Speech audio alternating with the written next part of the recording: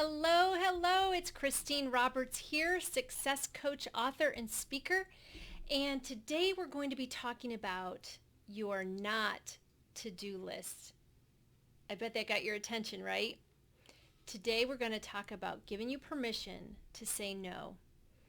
And if you haven't already done so, go ahead and download and print the tool, this exercise, and we're going to work through it together.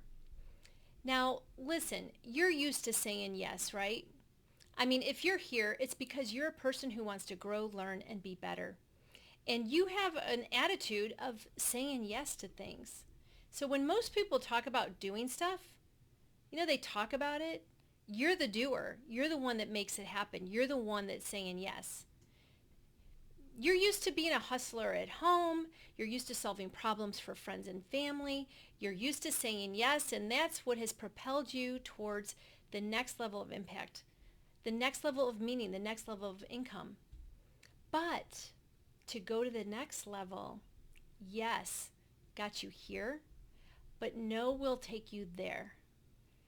If you're ready for your full potential, we have to say no because this world is too busy, right?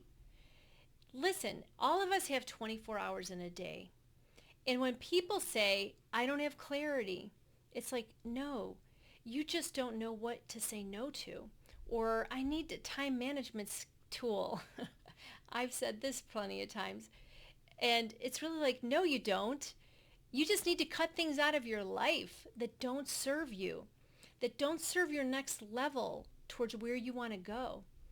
And that is hard because there's things that you do, that I do, both of us, that were programmed into us to just do it. But really, if we take a step back, they don't serve us. They don't serve God. They don't serve our family. They don't serve more impact or income. And we must identify what those things are and just say no. Just say no.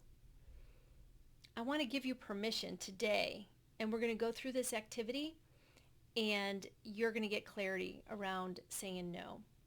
Now, I'll hopefully inspire you to action, to use this tool for yourself and to do it every single month for at least a year. And then like the second year, do it quarterly. And I mean, that's how important it is. And we're going to make it really simple. We're going to figure out the actions that you spend time on. Just like doing a food log. I mean, literally document over the next week what eats up your time. I literally say this is what I did in the morning, what I did in the afternoon, what I did at lunch. This is what I did at night. Just write it down and write it down, write it down, write it down. It's amazing when you start paying attention. This is like about that awareness. And when you look at that and you look at that sheet after about 3 or 4 days, and then you circle the things that you're spending a lot of your time on, and you can determine what are the things that you need to say no to. So let me just share my tool here. So this is my not to-do list. And, I really like to share mine because I hope that it, kind of triggers you to think about things. You may have a number of different things, but hopefully it gets you started. And so under the place in this list of actions that you spend your time, list 10 different things that eat up your time. I do this on my calendar and I'll write it. I'll write what I do in a day and I'll audit that. So, and it's really interesting about time because sometimes there's things that we didn't think would take very long and they take a lot longer. So we're underestimating that. And there's things that that are quicker than we thought. But it's kind of like all those things can add up. So I want you to be like an investigative reporter on what you spend your time on. And does that really move the needle towards who you want to be, the woman that you want to become, the wife you want to be, the mother you want to be, the leader that you want to be for your team? If it doesn't serve those things, then it's got to go. So I'm encouraging you to write this down on this sheet, 10 things. Yeah, I mean, you can do this on a regular basis, and then we're going to bump them off. We're going to bump them up against 3 different things, as you can see. We're going to talk about things that we can automate. How many things do you do? Like pay bills, run around, pick up stuff that you could automate. Maybe you have someone drop off your groceries.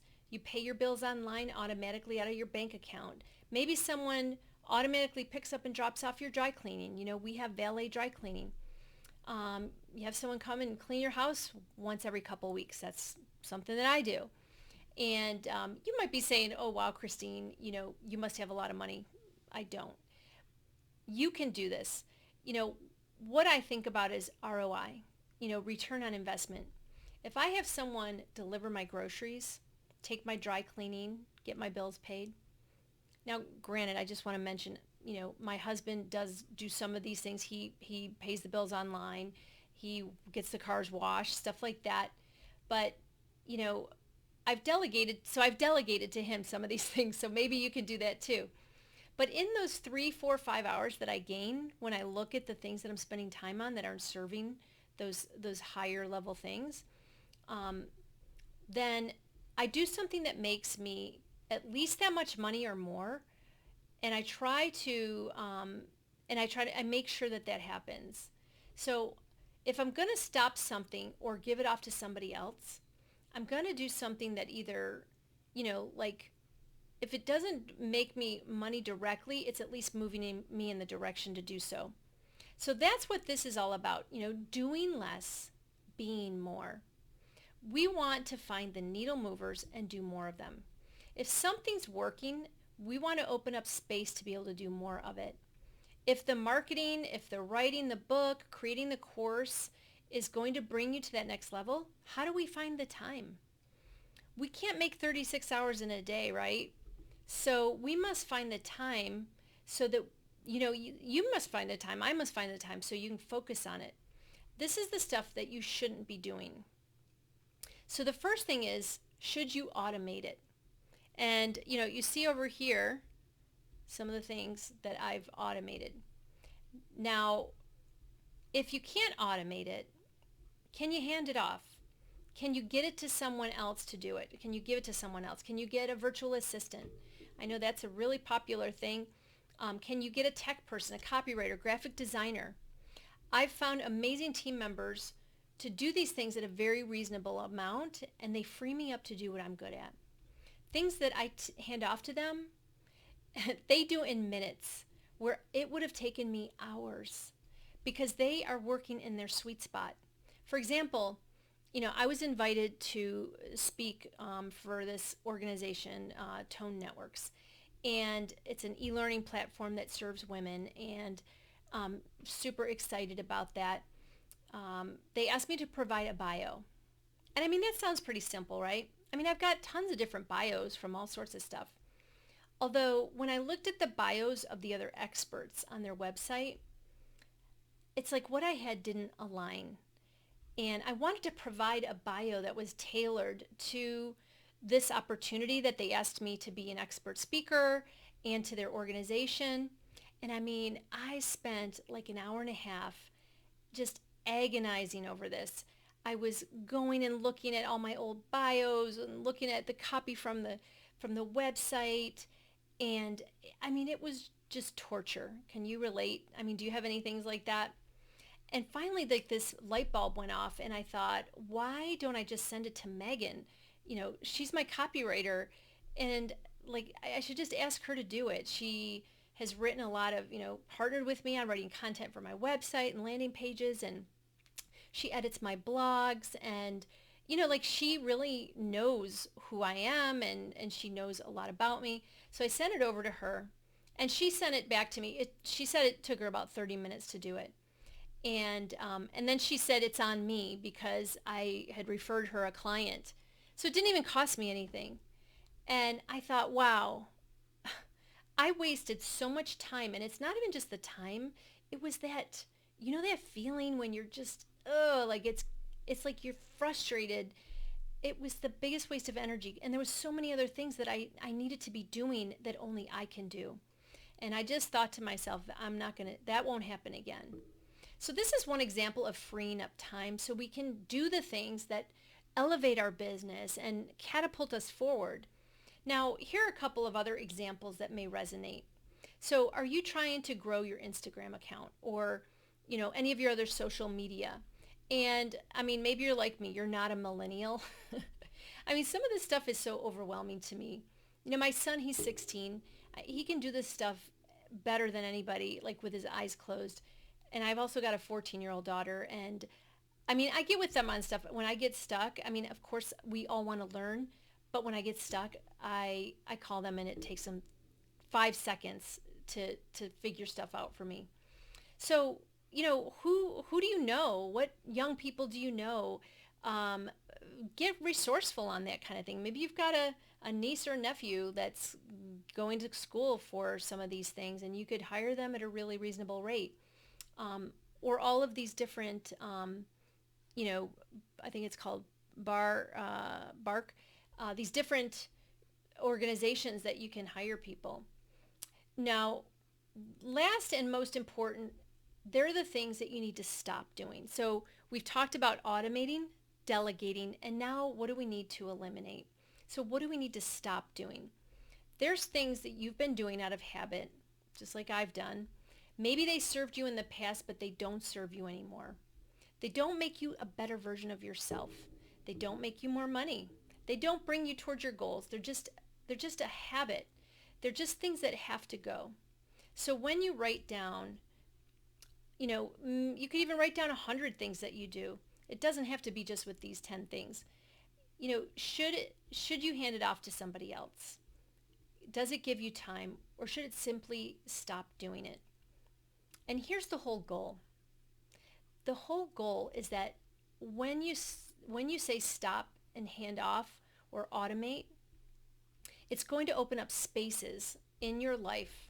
When it opens up spaces, fill it with the things that bring you joy, that bring you, better relationships with your family, creating stuff or whatever your sweet spot is, adding value in your community, doing additional trainings, do whatever it is that makes sense for you. People will always say to me, how do you run a business? Write a column in a magazine, run your house, get your kids to and from school, fit in exercise, volunteering, coaching, speaking, publishing a book. And, how do you do all that? Do you have a twin? And I tell them, no. I say no to a lot of things. In fact, there are a lot of things that I've said no to that are really awesome. And it took so much for me to say no. However, I evaluate everything through the filter.